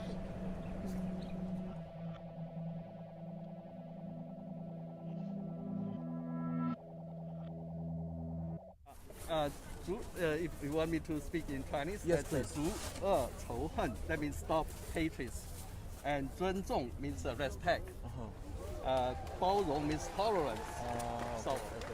Thank you so much. And at a restaurant, I went to take out to go home, and this Filipino guy, he was Filipino. He heard me speaking Tagalog and found out I was Filipino, and he said, "You're Filipino?" And I'm like, "Yes." "You don't look Filipino." And I'm like, "Okay." But he said, "You don't look Filipino. You should be happy about that." And then that was a question. I was like, what? So I kind of reflected upon that, and I was like, what brought him to kind of have this self kind of like, in a sense, self-hate. I was born and raised in Beijing, so he went to Beijing and he became an English teacher at the moment, and I met him. So we get along well. So I just had somebody. Then I just went to Canada with him. I spoke the best English in my high school, so like I'm regarded as somebody who has the kind of image that is better than them. And then I just felt the need to really be better than them. So peer pressure. Oh my god, this is so bad. This feels so bad. I mean. Genre, ayant grandi dans un milieu seulement blanc, en fait très majoritairement blanc, ou soit blanc et noir en fait, mais zéro comme de communauté asiatique, avoir grandi avec ça, puis j'avais tellement de stigma inculqué dans ma tête contre la communauté asiatique, contre ma propre communauté en fait, qu'à un certain point ça me dégoûtait. Genre je regardais comme mon visage et j'arrivais pas non plus à me reconnaître dans les traits asiatiques. Je suis allée en Corée du Sud, qui est mon pays natal. On m'a dit que j'étais pas coréen. C'était difficile de se placer dans le spectre genre identitaire. I like white culture better back in my high school years. The version of white culture, not the. Yeah, because we were influenced. We had this right? image of Western culture Due to media influence.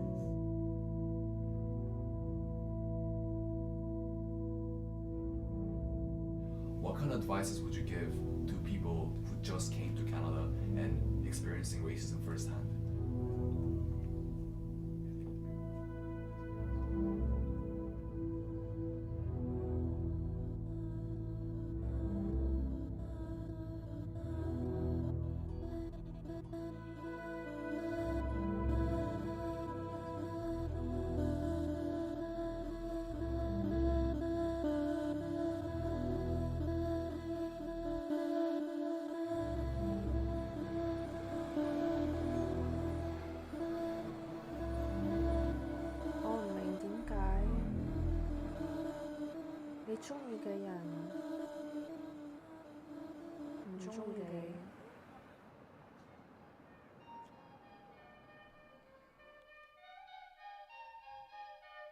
I want my child to know our next generation, we should be proud about who we are, no matter the race, no matter the skin color who you are, and you just be proud of yourself.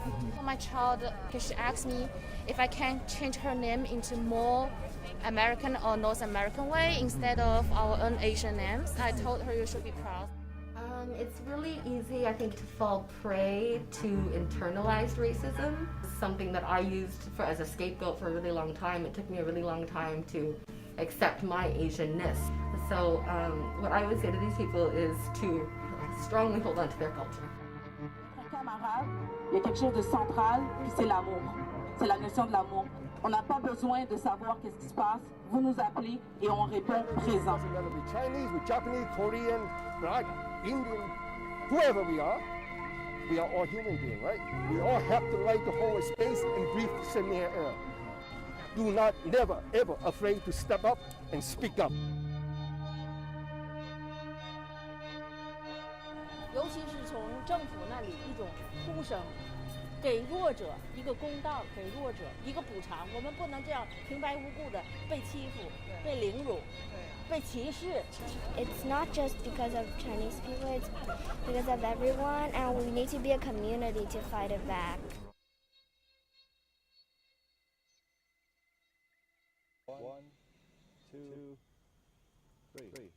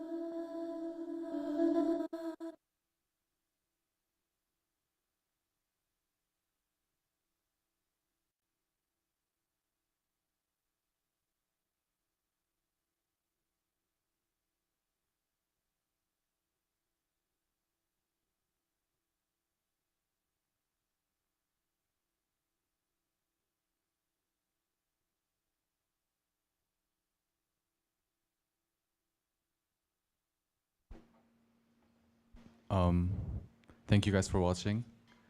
Sorry, you guys have to turn around because this is the panel. And we'll be answering questions from here. Thank you so much. Hello. Hello.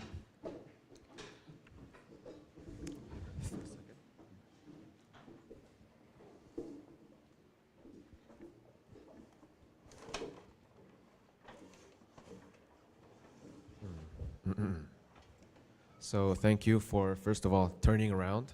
And second, I want to thank our executive producer, Hein Oh, who is not here right now.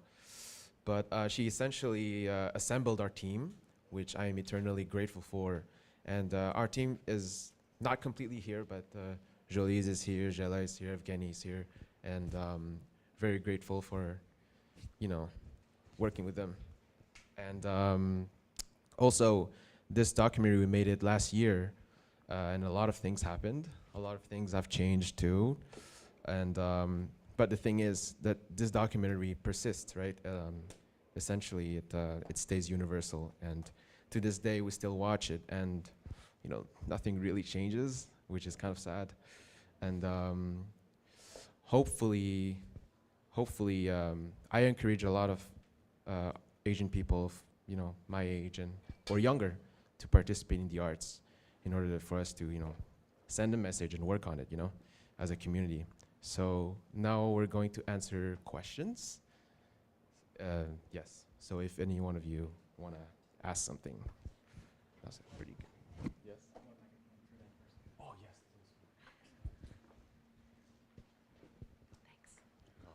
Thanks. How did you go about choosing your subjects for the interviews? So for this, it was more about the editing, I feel like, which I did. But first, we had a set of questions, which are very basic, which essentially started with, let's say, your upbringing and how do you feel about the resurgence of hate towards Asian people. And well, it started like this, and then as we went on, the mass shooting at Atlanta happened. And so then our questions kind of shifted a little. And so we went to Chinatown and those places, and then the energy immediately shifted.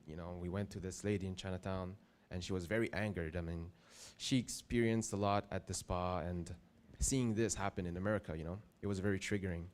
So essentially, if in this documentary, it's like separated in chapters, so I did my best to assemble the subjects point to point in order to have some sort of cohesive documentary in the end. Yeah. Initially, we first made a public call to the public, sharing that we're gonna make this documentary, sharing what this is about, and then a lot of people that came up to us and told us their entire stories in our DMs or in emails. They're like pages and pages of their, their history, and then we're like, wow, and then we had to select, some ones that are really, really compelling that felt universal, and then we went with those. And then, as Andrew said, as it went on, story changed, and then, our subjects changed as well. But initially, it was that, how we chose our subjects. Thank you. I guess I can just take the mic. Well, okay. Considering the subject matter of the film, I was kind of curious as to whether or not you as filmmakers kind of had any methods to just sort of make sure that mentally you guys were okay when editing this footage or having these conversations and hearing these stories. I was just curious about that process. The process as new filmmakers? As new filmmakers, and also I guess just making sure that you guys were okay to deal with the subject matter that this that was triggering, I guess. Or Yeah. That was really difficult. Actually, I think this is the most difficult part of it, because as young Asians, we were, well, me, I speak for myself, but I wasn't really sure if I was old enough to, tackle such a subject. It's difficult to tell, really, because you want to do a project that that you feel, and it's for me, it's different. I'm still young, and, and that was very heavy for us, but fortunately, you know, our producer Hayne, who is not here, she was really certain about what she wanted to do, and she helped us a lot. She assembled a team, and she was like, Andrew, listen, you know, I want to do this. And I pitched an idea, and then she was like, okay. And then we changed it together, us three. And really, we carried this weight together.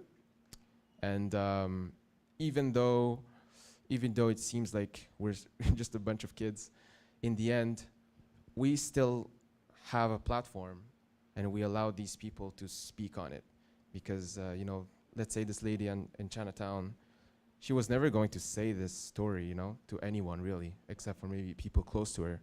And so I'm really glad that we allowed her to speak, you know, her story in this documentary, and that you guys get to see it and hear it. Yeah.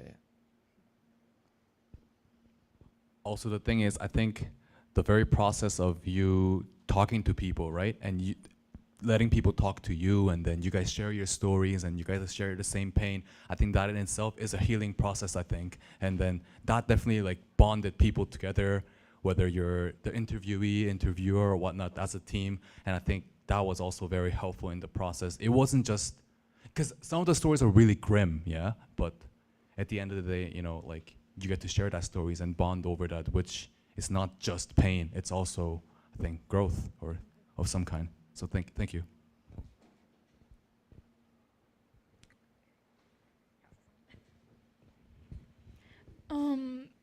So I just wanted to ask, like you did mention how, like, since you're the people that kind of see the story and read the story firsthand and then selected it, so like you said, there was like a big amount of like different story from people coming in.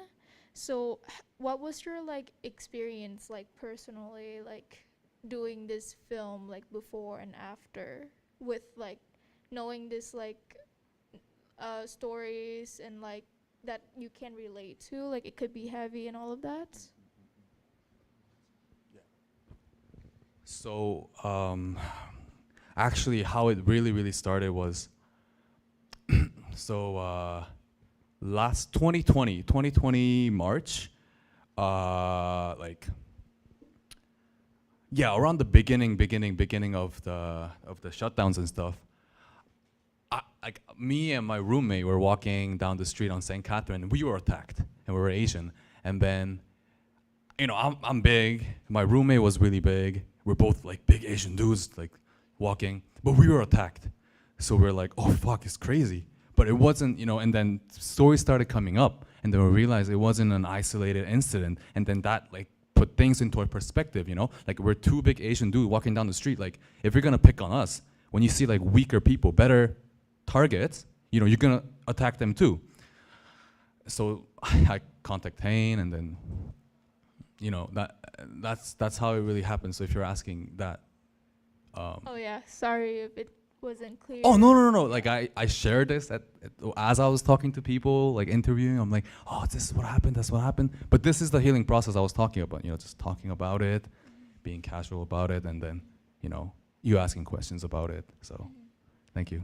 Yeah. Anything to add? Now, did you ask about like after making this film? Yeah, like basically like what changed, Right. like personally. Oh, okay. So, well, there is one thing that changed when you edit and you film, is that you see everything as a piece of film. And so that gets a little annoying, because you see something and you're like, wow, that should have been a documentary. But other than that, that is just like some technical stuff. But other than that, I feel like it's the weight is still on me, and maybe probably my other teammates too. But I don't think we have a choice. Like, you know, again, I'm still young, so I can't really. I'm not old. I'm not wise. You know, so I'm still processing all of this. You know, and maybe this documentary is one way to process it. So honestly, it's still ongoing. It's not gone. Yeah. Thank you. Thank you.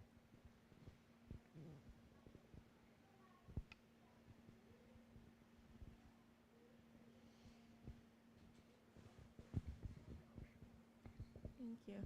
Disclaimer, not really a question. Could be a question, could be a discussion point, I'm not sure.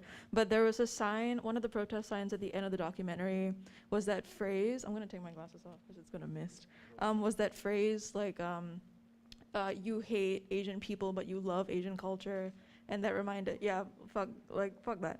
But it reminded me of how, like during the pandemic, I think like 2020, 2021, this like white dude decided opened up an Instagram and was announcing that he was opening up a geisha restaurant in Montreal.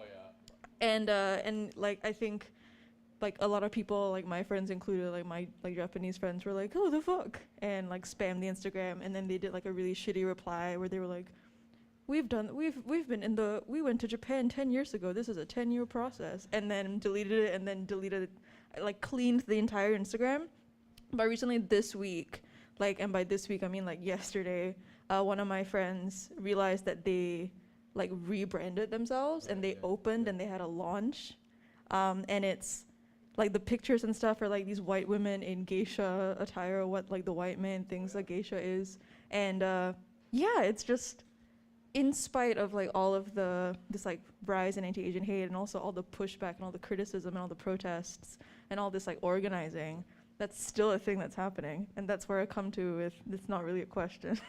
More like I guess after making this kind of a film, because I guess by the end of it, once you have a screening, you're like, oh wow, this is out in the world. Hopefully the fuckwits who are continuing to do this kind of stuff kind of get some more clarity. And then you still have stuff like that. I guess the question is like, how does that feel? I feel like you can't really stop it. Like, these people are just gonna do whatever the hell they want. Like, they're gonna do it, they're gonna do it. And I think for me, what I see as some sort of solution, anything close to it, is awareness. So, if we discuss about it, if we let people know what's going on, what's wrong, there's a fine line, but sometimes it's just, wow, you can't even believe that it's happening. But yeah, I think discussing about it is important, and in order to do that you have to know what's going on too, and I think that is important for the Asian community here. We're pretty small, but not, and so yeah, I would say that about it. Yeah. Thank you. Yeah, well, because it's not really like, because this documentary, or a lot of people doing their art to express, that's not the end game. That's not how it ends, or like it's just each individual step. I think is a step towards something. So I think every time somebody do something like this, every time somebody make an art or like make a statement about something, I think that is another step towards something. So I do feel bad about that. I get annoyed, but like he said, it's like it's not that you can't stop it, it's just I feel like it's in the process of being stopped. So I try to look in the positive way, Yeah. Hi, good-looking people. So yeah, I watched this documentary many times, and it never, it's very emotional, and I can only imagine how it's emotional to a lot of us today. I'm wondering though, from the screenings you had shown this before, have you gotten any like feedbacks that are opposing what we're trying to get across the audience, especially from non-Asians? If not, it's also. I don't think the documentary has reached a very big audience. I think it's still kind of like we only had one screening, back in September, I believe, but it was very contained, very like local. It was really fun, organized by Hain herself again, and this one. So, and it's on YouTube too. But yeah, we haven't had that yet, but that would be interesting. Yeah, definitely. As filmmakers that finished this documentary, why is that we only showed it during a month where it's like AAPI heritage, and why is not always, we're not pushing it to like be visible when it's not only, oh, it's the Asian month, so we have to show this documentary. Why can't we not use this documentary, not just a trend? And that's like the big word. It feels like our trauma is a trend, and it faded like after the Atlanta shooting, and after we screened this last April or May or September, it just got faded away until we got the opportunity to like screen it here during the Asian Heritage Month. So I wonder how us people, as artists, as filmmakers can, bring awareness like this important and have it like be sustained and like be imprinted on people's mind. Yeah. From your point of view. Yeah, I totally felt it. I remember when the organizer at CSU, Faye, somewhere here, but thank you a lot for this. But I think she had the idea of doing it, screening this documentary. That was like a full year after we made it. So I was like, wow, actually people are still interested in it. That's interesting. But I thought, that is true, with Asian people and the community. It's difficult really, because we're not as, our voice isn't as loud as it should be, I feel like, even though some of us do their best. So I think it's more of a communal work. Yeah, I think that's the best that we can do, is to really just work as much as we can together and keep going, I mean, this around here is an example of it, I feel like. To answer your first question, like, I don't want to say who, but it's like, I feel like, some Asian people are like oblivious or of racism towards Asians, that whether it does not exist or whether they're in denial. And then, some people we try to interview or some people we try to talk to, and they're like, what are you talking about? What racism? We're not. And I'm like, bro, you have no idea. Like, but it's like, it's hard to tell them like, oh, this, that. So like, it wasn't like they weren't as much as opposing to what we're trying to say. It was more like they were just like, oh, I've never experienced it. It probably doesn't exist. We live in Canada. We live in Montreal. So people are fucking nice.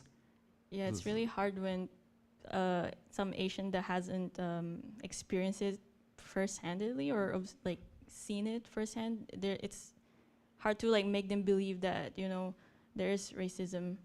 Maybe it is internal racism though. So yeah, I have one last question. Yeah. Sorry, it's heavy loaded. I'm such a big fan.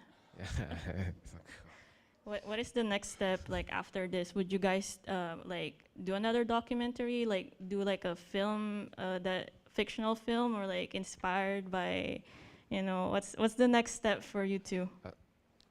Next documentary. No. No, this is really heavy. Like, this one is still very heavy for me and for us, really. So I think for me, as I said, my solution would be to have more Asian in the field of arts.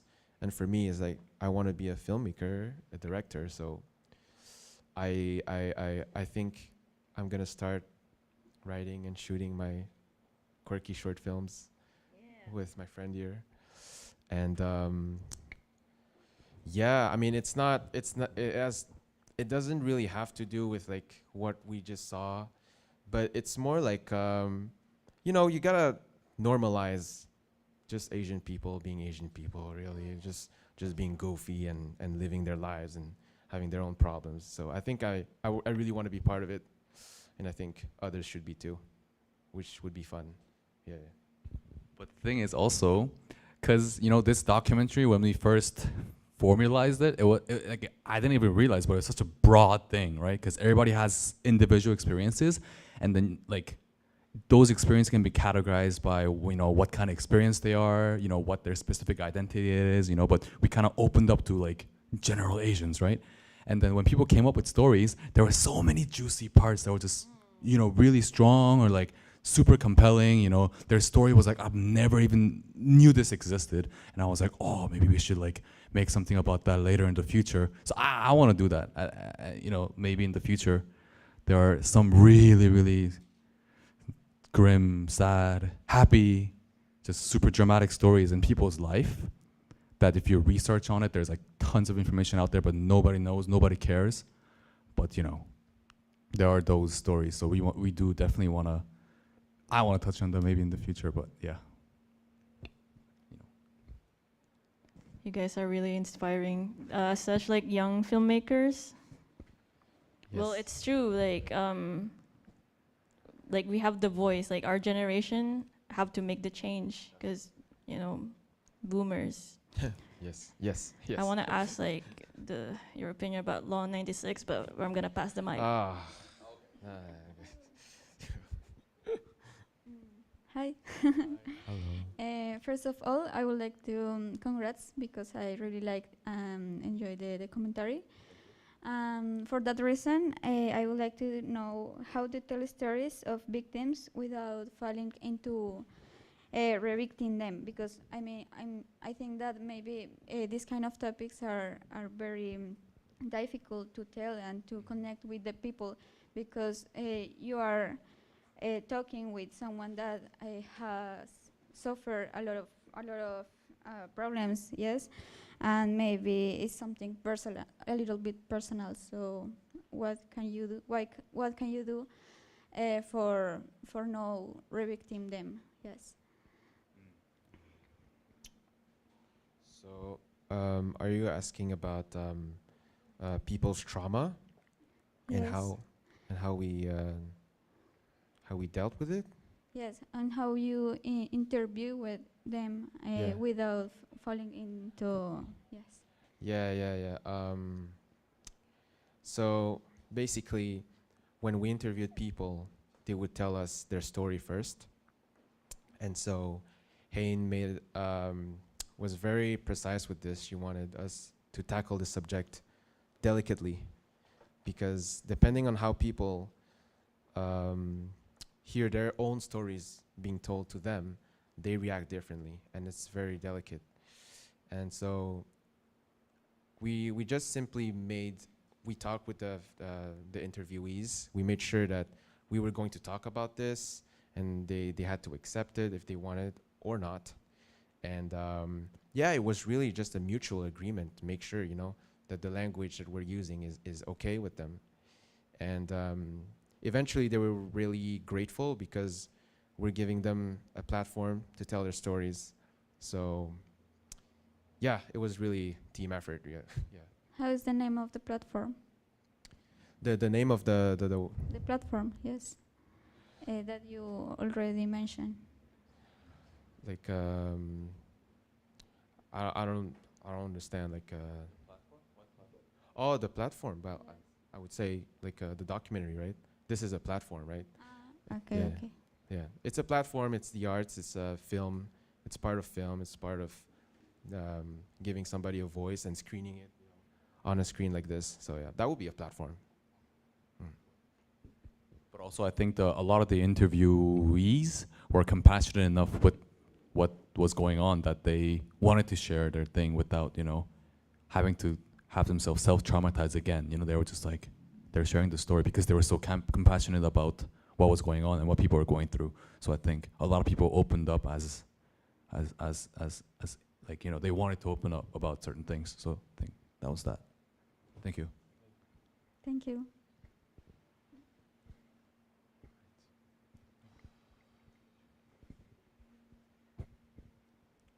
Hello.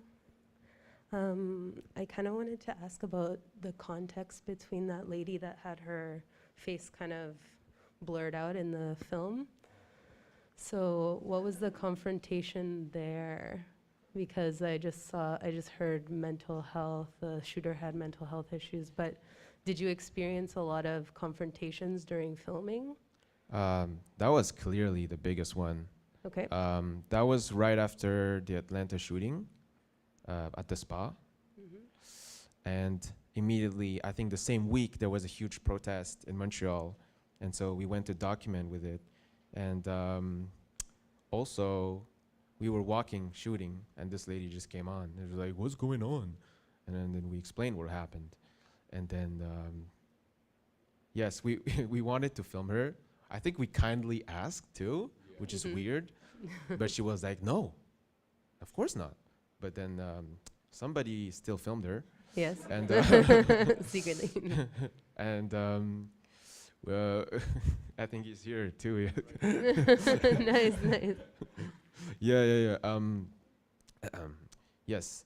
And well, I remember Hayne, our producer, she really wanted to go confront this lady, you know, and start an argument. But I think we had, you know, Morocco here had to remind us that we are documenting, right? We are showing the people what's going on. And by having confrontation, it's kind of like we're shifting into more like subjective territory that might not be good or right. So we just wanted to show, you know, that there are people like this out there walking, you know, in downtown. And yeah, that was the context. Yeah. Do you feel like there was a chance to have educated conversation on how to be anti-oppressive with that person? No, she didn't give anyone a chance. Okay. She was like 95. Like she was on her way to, you know, she's done. Like she's never gonna change. Yeah. But it was crazy because right before that, there was like a Asian lady, you know, like in the town square, like in the big road right in front of McGill campus. Like we gathered up there, the march gathered up there, and then she was giving a speech about, oh, how people like normalize this, you know, blah, blah, blah. She was going on about that. And as soon as they're done going, this lady comes up to us and proves her point. I'm like, this is brilliant. How, you know, this is so stupid. Like you're literally proving her point. And she was going on and on and on. So we're like, oh my God. It was like, I was like, wow, this is really happening. She's, you know, so it was really interesting. But there was no chance for us to convince her because she couldn't even hear us. She was just going on. Yeah. Okay, thank you. Thank you.